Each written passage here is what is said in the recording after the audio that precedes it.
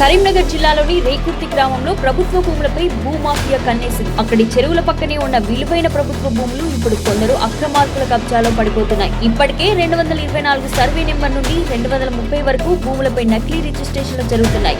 అధికారుల మద్దతుతో జరుగుతున్న రాత్రికి రాత్రి రిజిస్ట్రేషన్లు నిజమైన వారసులను గ్రామ ప్రజల నమ్మకాన్ని వేధిస్తున్నాయి.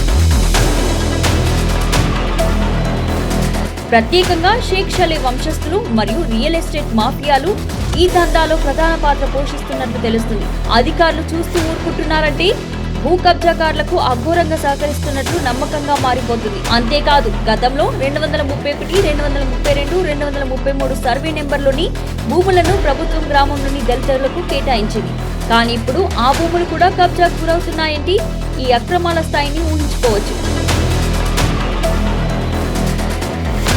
వాస్తవానికి ఇవి బడుగు బలహీన వర్గాలకు న్యాయం చేసేందుకు కేటాయించిన భూములు. కానీ ఇప్పుడు పేదల పాలాన్ని కబ్జాదారుల చేతిలోకి వెళ్తున్నాయి. ఈ నేపథ్యంలో సిపిఎం ఆధ్వర్యంలో గ్రామస్తులు పోరాటానికి సిద్ధమవుతున్నారు.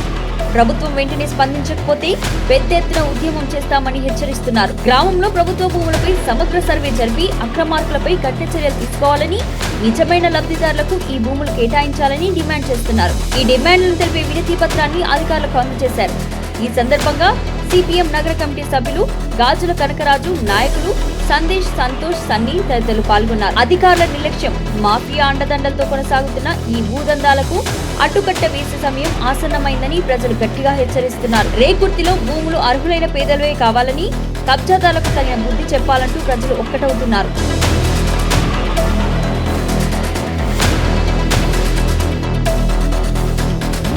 రేకుర్తిలో భూములు అర్హులైన పేదలవే కావాలని, కబ్జాదారులకు తగిన బుద్ధి చెప్పాలంటూ ప్రజలు ఒకటవుతున్నారు. ప్రధానంగా భూ కబ్జాలో కీలకంగా వ్యవహరిస్తున్న అబూబకర్ అలియాస్ ఖలీద్ ను వెంటనే అరెస్ట్ చేయాలని, ఆయనపై కఠిన చర్యలు తీసుకోవాలని ప్రజలు గలమెత్తుతున్నారు.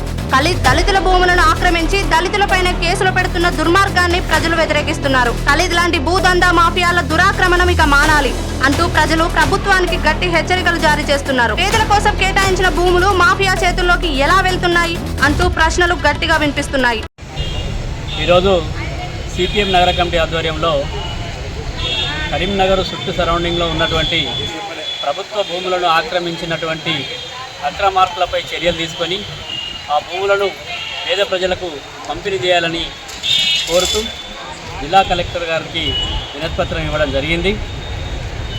కరీంనగర్ పక్కనే ఉన్నటువంటి కొత్తపల్లి హవేలి మండలంలో ఉన్నటువంటి రేకుర్తి గ్రామంలో సుమారుగా 4500 ఎకరాల ప్రభుత్వ భూమిని షేక్ షలే వంశస్థులు ఆక్టిఫై చేసుకున్నటువంటి పరిస్థితి ఉంది. ఇది గ్రామంలో మొదటి నుంచి 1వ నెంబర్ సర్వే నుండి 223 సర్వే నెంబర్ వరకు ఉన్నది.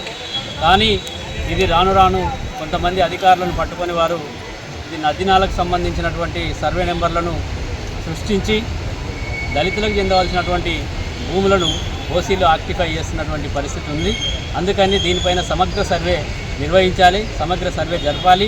231, 232, 234లో ఉన్నటువంటి ప్రభుత్వ భూమిని రికవరీ చేసుకొని దళితులకే కేటాయించాలి, అర్హులైన పేదలకు ఇవ్వాలని చెప్పి మేము డిమాండ్ చేస్తూ ఉన్నాం. అంతేకాదు గతంలో కొత్తపల్లి మండలంలో కూడా కొన్ని సర్వే నెంబర్లను ఆక్రమించుకొని పట్టాలు చేసిన వాటిని క్యాన్సిల్ చేశారు. అట్లాగే బొమ్మకల్లో ఉంది. ప్రధానంగా రేకుర్తిలో ఉన్నటువంటి ప్రభుత్వ భూమిని షేక్ అబూబకర్ ఖలీద్కి సంబంధించినటువంటి వారు ఆక్రమించుకున్నారు. దీనిపైన సమగ్ర విచారణ జరిపించాలని చెప్పి కూడా మేము కోరుతా ఉన్నాం.